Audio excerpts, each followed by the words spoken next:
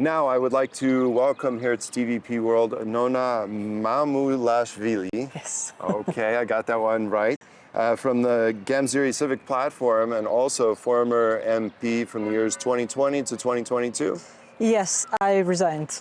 You resigned. Okay, well, thank you for joining us today. I think you're going to provide a nice perspective here as we look and focus on what's going on in Georgian politics.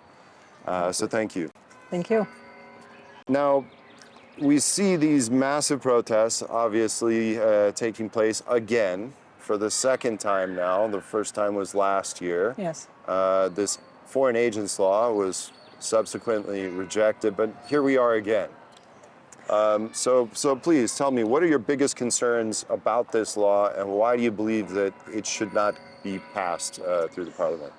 Last year, when they had to withdraw this law, I had a feeling that they will be coming back because it was rightly labeled the Russian-style foreign agents law. It is not any kind of the foreign agents law. It is not FARA. It is not something that the European Union is trying to push. It is Russian-style foreign agents law, and everybody in Georgia understands it. Why?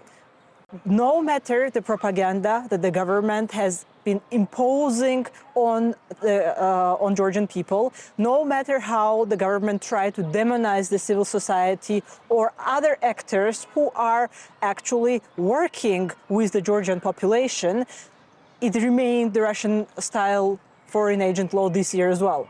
So last year, when they introduced it, we knew that this was not Georgian government's idea, because if you look at the history of Russia back in 2012, when Putin introduced the foreign agents law, it was pretty much starting the same. It's just we need the transparency, so they had basically the same arguments that the Georgian government is repeating today, that it is only for the transparency, we need to know who is bringing money, and we need just to report how much, or the financial reporting. Financial reporting is already there.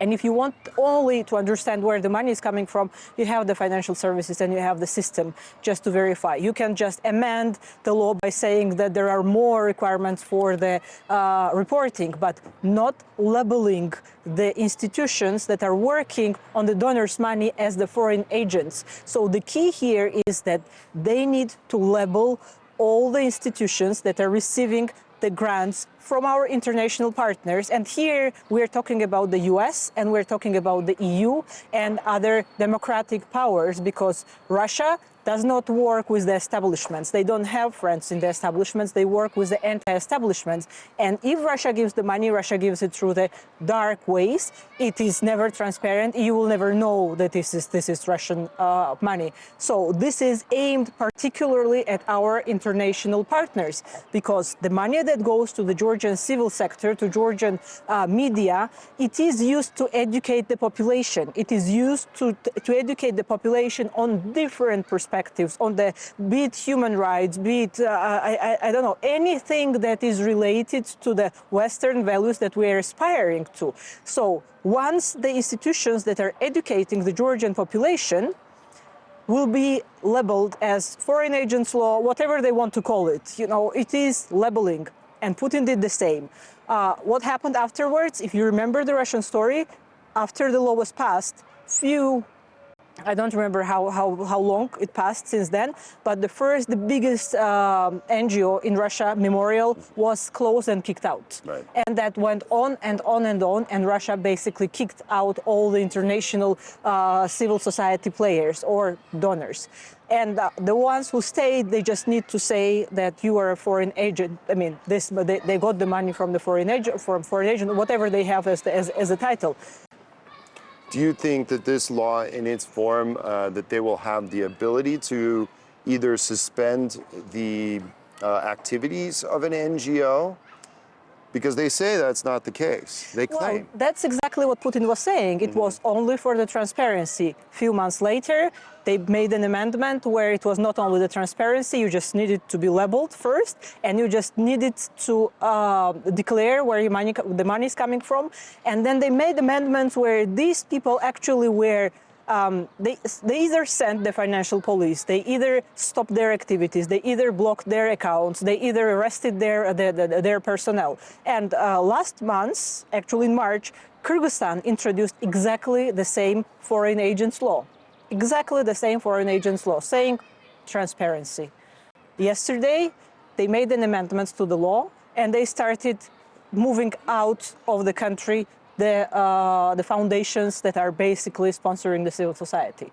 So this is the first step. And as we have seen with the Georgian government, as was with the Russian government, they go one step at a time. First, they introduce the transparency foreign agent law, then there are the amendments, then there are more penalties, then there is the more severe measures that are introduced. And basically, all the people today, or all the institutions today who are receiving the donors' money, and the donors' money again is coming from our international partners who want Georgian democracy to strengthen, who want us to be educated, because if we aspire to be the Euro-Atlantic, the part of the Euro-Atlantic family, we need to know how democracy works. Democracy is not a menu. It's not I like this and I don't like this. You know, this is the democracy, this is the tolerance, this is the human rights, this is the gender issues, and we need to know who is going to educate the population on this, who is going to work with the young people. The people that you see on the streets, if you saw the demonstrations, the majority of the people on the street were the young guys, that were students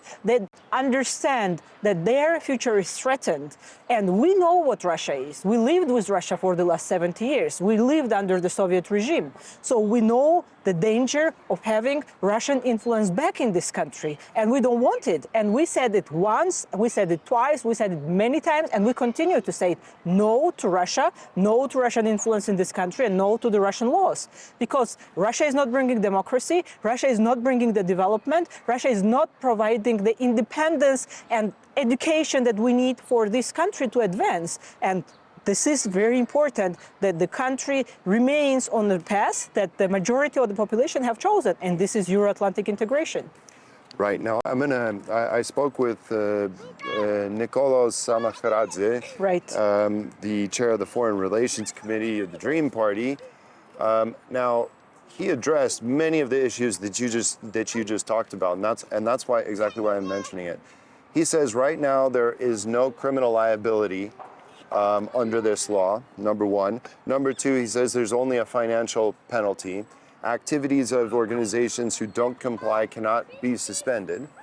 And he also spoke about the stigmatization that, because obviously I asked him about the stigmatization, and he said they are very open and willing to listen to suggestions to reduce the stigmatization problem and to resolve some of these problems. But he points to the fact that there's no criminal liability, that there's only financial penalties as reasons for nobody to be concerned about this law. What are your thoughts? There is the key word that you just mentioned at the beginning of when you were citing this person, right now. So it is exactly what they're doing. Right now, it is only the law on transparency, because the next step is, once this is passed, if they manage to make it pass, there will be the next step, and then there will be the next step. Look who is happy with Georgian government introducing this law and who is criticizing this law. They say all the Russian officials, starting with the former president, chairman of the parliament, or whoever managed to just comment on this, they say this is brilliant, Georgia is on the right path. So when Russia says that Georgia is on the right path, you need to start being worried. Yeah. Because our friends and allies, and we have it in our constitution, we want to go Euro-Atlantic path. So our friends, the ones that are deciding on Georgia's Euro-Atlantic future, are saying this is not European or American law, this is Russian law. Guys, your democracy is declining and this will impact your Euro-Atlantic aspirations. And they say, no, we are doing the same that you have in America. FARA is for the lobbyists. The lobbyists, and it was introduced in 1938 to prevent the intervention of the RUC powers into the American politics. So, RUC powers, the enemy powers, we are strategic partners of the EU and United States. they are not the powers that are influencing the Georgian politics in a way that Russia is influencing it. So why not to put the name of the country that is influencing the Georgian politics in a wrong way? Because the EU is introducing the same law as they say, but they are saying it is against Russia's Chinese influence. So why in Georgia, out of sudden, we're introducing this law right when there was no need for this at all, prior to the elections, and we are saying this is exactly the same as far as the EU is doing, while the EU and the US are saying no, it's not. Now back to if you don't prevent it, what do you think is the course of action here over the next month or so? We don't have a choice. If this law passes the way it is, this will be just the first step of the decline of the democracy. We have been fighting for the Georgia's freedom for the last 30, well, we started fighting for Georgia's freedom while it was still the Soviet Union. And we continued fighting and we contributed to the collapse of the Soviet Union. There is no choice for Georgia to return under the Iron Curtain. And we don't have a choice to be again isolated for the next 100 years. We will be lost as the country. We need to defend our independence. Our parents did it, we do it, and the next generation is doing it. So there is no choice. We want, in the constitutional manner, to continue our fight for freedom and independence. And if this country turns into the dictatorship, I think this will be very concerning, and the Georgian people will respond the way that they have always responded to the attempts by the powers to introduce the authoritarian or dictatorship regimes. Nona Mamulashvili, thank you very much for Thank you. speaking with me today. I appreciate your insight very much. Thank you very much.